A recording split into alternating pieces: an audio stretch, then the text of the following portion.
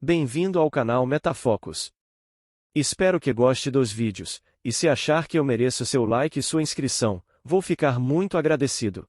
24 de novembro de 1946 nos Estados Unidos, nascia um dos maiores serial killers de todos os tempos, Theodore Robert Bundy, também conhecido como Ted Bundy, um notório assassino em série americano que sequestrou, estuprou e assassinou várias mulheres jovens na década de 1970.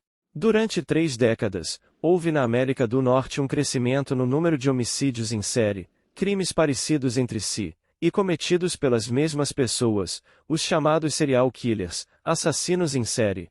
Ted Bundy, assim como quase todos os serial killers, teve uma infância difícil e conturbada. Sua mãe Louise teve um relacionamento com um soldado americano, e em novembro de 1946, a jovem acabou engravidando.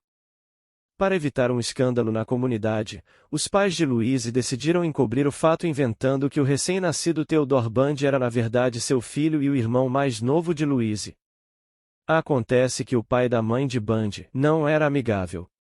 O jovem cresceu vendo seu avô bater em sua avó inúmeras vezes. A agressão física e verbal fazia parte da rotina familiar. Cansada de viver nessas condições, Louise se casou com John Bundy e se mudou para outra cidade com seu filho biológico Ted, que tinha 5 anos na época.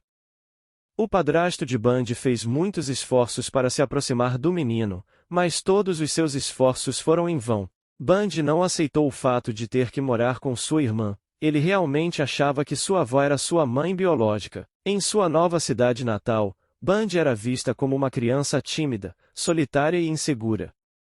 Ele passou um tempo cuidando de seus irmãos mais novos, e seu passatempo era torturar animais, típico comportamento de psicopatas na adolescência. Sem contar que sofreu bullying várias vezes na escola que frequentava, mas, apesar disso, manteve um excelente humor acadêmico, era o melhor aluno da escola.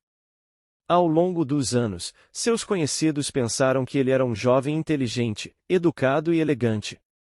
Começou a trabalhar muito novo, mas vivia trocando de emprego. Com 21 anos, Bundy apaixonou-se loucamente por uma moça.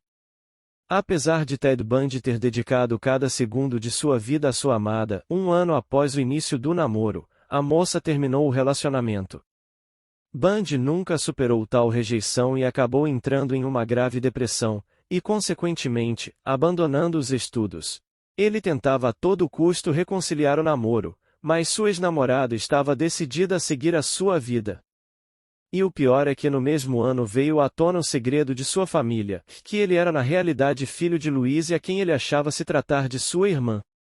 A notícia chegou como açoite a Ted Bundy, que a partir de então virou uma pessoa mais fria e obcecada. Foi justamente em razão desses ocorridos que voltou a estudar e acabou formando-se em psicologia, e sendo muito elogiado por seu incrível desempenho nas notas.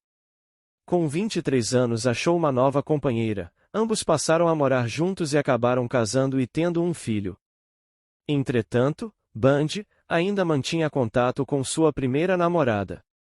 Como Ted Bundy era muito inteligente, decidiu então começar a estudar direito, e acabou entrando para o Partido Republicano, atividade essa que exercia com assiduidade, e muitos o via como um provável candidato político. Ted Bundy nessa época chegou a salvar a vida de uma criança que estava se afogando. Seu heroísmo rendeu uma condecoração em Seattle. Aos 27 anos, em uma viagem para o Partido Republicano, Bundy encontrou-se novamente com sua antiga amada, e não mediu esforços para conquistar ela novamente. Mas o seu objetivo agora era outro, rejeitá-la, e fazê-la sofrer, para que sentisse toda a desgraça e dor que ele sentiu anos atrás, e conseguiu. Posteriormente, testes psicológicos atestaram que Ted sofria de um grave quadro de esquizofrenia, pois mudava de humor repentinamente, além de ter sido considerado uma pessoa impulsiva que não demonstrava emoções. Era óbvio que todas essas características não trariam um bom resultado. Todas as vítimas de Ted Bundy foram jovens mulheres. Quando analisado por médicos, referiu que sentia ódio do sexo feminino por causa de sua mãe, de modo que escolhia apenas meninas que possuíssem semelhança física com ela. Bundy, como alguns assassinos em série, mantinha um padrão nos seus crimes e abordava jovens em escolas, parques, fraternidades, universidades, e fingia estar com o pé ou o braço engessados, pedindo então ajuda à vítima para carregar compras ou livros até o seu carro. O Fusca de Bundy não possuía o banco da frente do carona, tampouco o trinco da porta do passageiro. Como Bundy agia sempre de modo educado e dócil, não era difícil fazer com que a sua presa se dirigisse até o seu carro. Dessa forma, a vítima acabava deixando metade do seu corpo dentro do carro no momento que ajudava Bundy a sentar no banco, e era esse o momento em que Bundy mostrava quem era, pois empurrava-a bruscamente, em instantes, já a algemava e desferia golpes violentos em sua cabeça, a ponto de deixá-la inconsciente. A partir daí, Ted Bundy decidia o que iria fazer com a vítima. Algumas não sofreram tanto, eram logo estranguladas, mas antes de perder a vida, Bundy abusava-as sexualmente. Outras sofriam bastante, como por exemplo, Melissa Smith, de 17 anos, cujo cadáver foi encontrado com sinais evidentes de tortura. Por dentro o seu crânio estava em pedaços, e todo o seu corpo estava totalmente machucado. Karen Chandler e Kate Klein também não tiveram muita sorte. A primeira teve os dentes quebrados, a sua mandíbula e seu crânio esfacelados, os dedos esmagados e inúmeros cortes pelo corpo. A segunda sangrava demais pela cabeça, o seu rosto estava dilacerado por objeto cortante, provavelmente uma faca, quase não possuía mais arca dentária, sua mandíbula estava em pedaços e com sinais de flagelação no pescoço, as duas foram estupradas. Ao todo, foram dezenas de meninas estupradas, torturadas e assassinadas por Ted. Ele admitiu 30 homicídios em 7 estados diferentes nos Estados Unidos. Entretanto, estima-se que esse número deva ser maior, dados os numerosos casos, com autoria não comprovada de jovens encontradas sem vida e vitimadas pelo mesmo modus operandi usado por Ted Bundy. Ted Bundy foi conduzido a julgamento pela primeira vez em junho de 1979 em Miami, pelos crimes cometidos na fraternidade, na Universidade Estadual da Flórida. O Anjo da Morte não fez questão de ter um advogado e decidiu se defender sozinho, estava completamente confiante de que conseguiria convencer o júri de sua inocência, mas o tiro saiu pela culatra, e Nina Harry, testemunha de acusação, reconheceu Bundy como sendo o homem armado, com um pedaço de pau, que descia as escadas da fraternidade.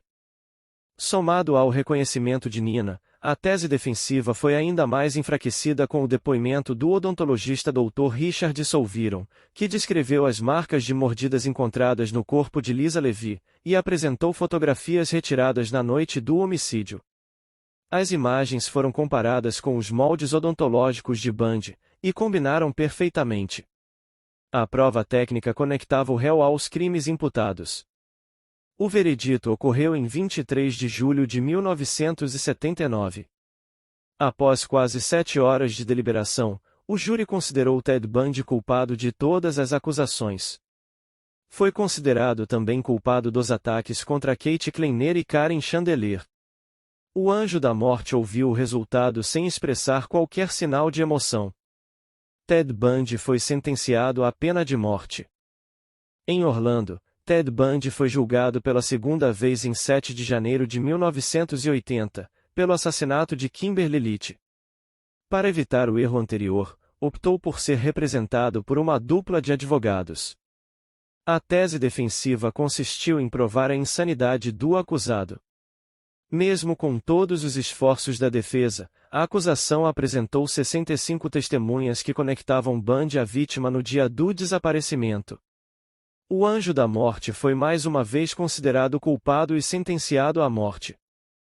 Com 2 sentenças de morte lavradas e uma terceira que sobreveio posteriormente, Ted Bundy foi encaminhado para o corredor da morte da prisão estadual da Flórida, onde permaneceu por quase uma década. Durante o período em que ficou preso, concedeu algumas entrevistas para jornalistas. Ted Bundy tentou reverter as condenações por meio de seus advogados, mas não obteve êxito. Com todas as vias de recurso esgotadas, concordou em falar com os investigadores e confessou a maioria de seus crimes. De acordo com um dos detetives, os relatos eram tão detalhados que davam a impressão de que Bundy estava no local dos fatos, revivendo os crimes. As últimas palavras de Ted Bundy foram direcionadas à sua mãe, desculpando-se pela dor causada. Era o fim do Anjo da Morte. Bundy era um misógino e vitimou diversas mulheres ao longo de sua vida. Por ironia do destino talvez, foi uma mulher quem acionou a cadeira elétrica que deu fim à sua vida. Essa história e outras você encontra no canal Metafocus. Deixe nos comentários o que você achou do malucão Ted Bundy. Inscreva-se para não perder o próximo vídeo de Jeffrey Dahmer, na série Os Maiores Serial Killers de Todos os Tempos.